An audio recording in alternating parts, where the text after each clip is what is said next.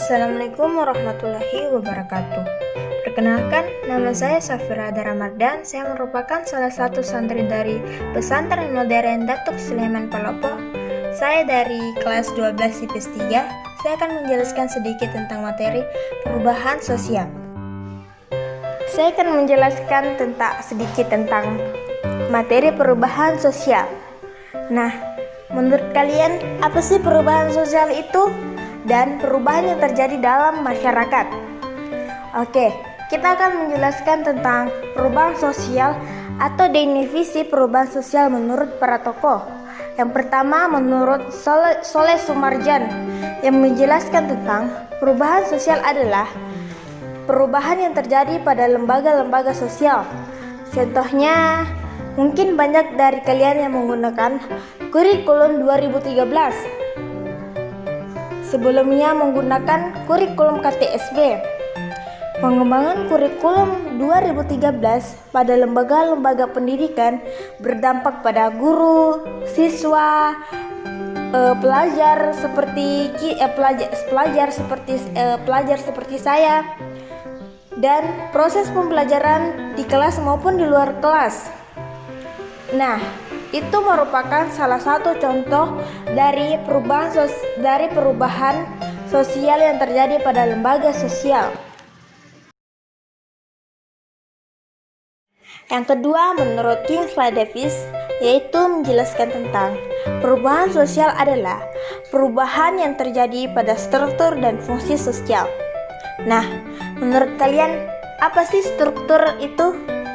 Secara sederhana, struktur sosial yaitu susunan masyarakat. Nah, kalau berbicara tentang fungsi sosial, yaitu peran dan status. Contohnya, era masa kini, status laki-laki dan perempuan itu sama. Perempuan diberikan kesempatan untuk memiliki karir seperti laki-laki.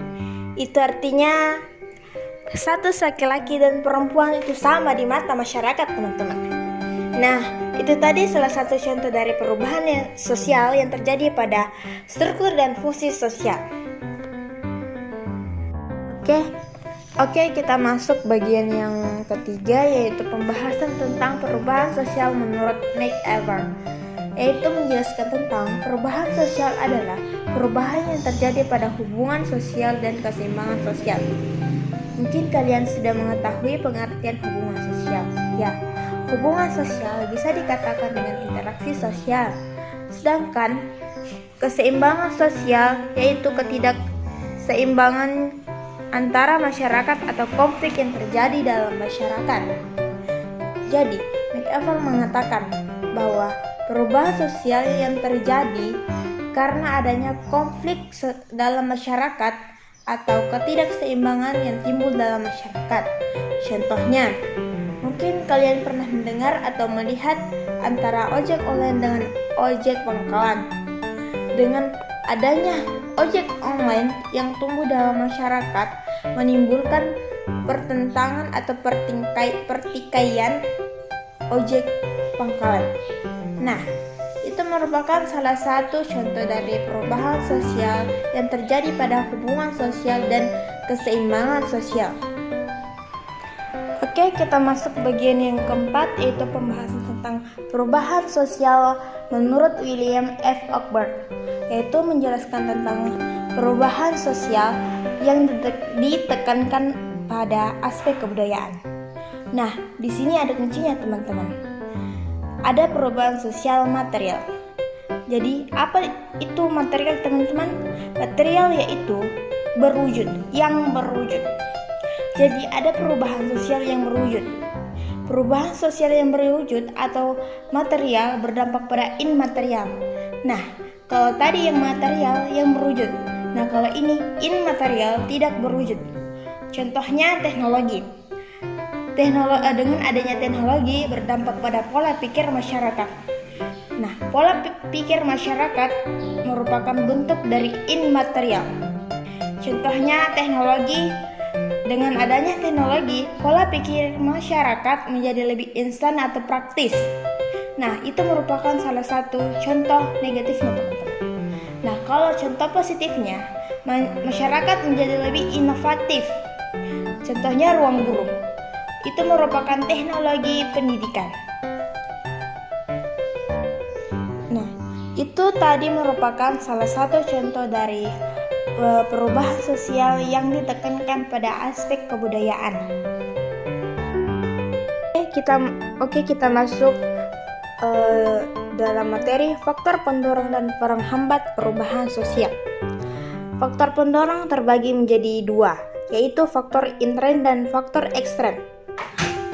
Faktor intern terbagi menjadi tiga, yaitu bertambah dan berkurangnya jumlah penduduk. Yang kedua, penemuan unsur-unsur budaya. Dan yang ketiga, terjadinya konflik dalam masyarakat. Yang kedua, faktor ekstern. Faktor ekstern terbagi lagi menjadi tiga. Yang pertama, perubahan situasi geografi akibat bencana alam. Yang kedua, adanya invasi dari negara lain. Dan yang terakhir, adanya kontak atau pengaruh budaya asing. Sedangkan faktor penghambat terbagi menjadi dua, yaitu faktor alam dan faktor kemiskinan. Faktor alam meliputi letak wilayah yang terisolasi, sedangkan faktor kemiskinan baik struktural maupun kultural. Dan yang terakhir kita masuk pada dampak dari perubahan sosial dalam kehidupan masyarakat. Dampak negatifnya berupa perbaikan di bidang pendidikan, perubahan di bidang teknologi, perubahan di bidang industri dan sebagainya. Sedangkan dampak negatifnya yaitu perubahan yang terlalu cepat. Yang kedua, tidak berfungsinya lembaga-lembaga pemerintah, dan yang terakhir, kesenjangan dalam pelaksanaan industrialisasi. Nah, itu tadi sedikit materi dari perubahan sosial dari saya. Semoga bermanfaat bagi kita semua, dan semoga kita semua bisa memahami dampak-dampak dari perubahan sosial, perubahan apa saja yang terjadi dalam masyarakat, dan sebagainya. Dan terima kasih yang sudah menonton video ini. Semoga video ini bermanfaat bagi kita semua.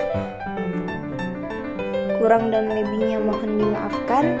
Assalamualaikum warahmatullahi wabarakatuh.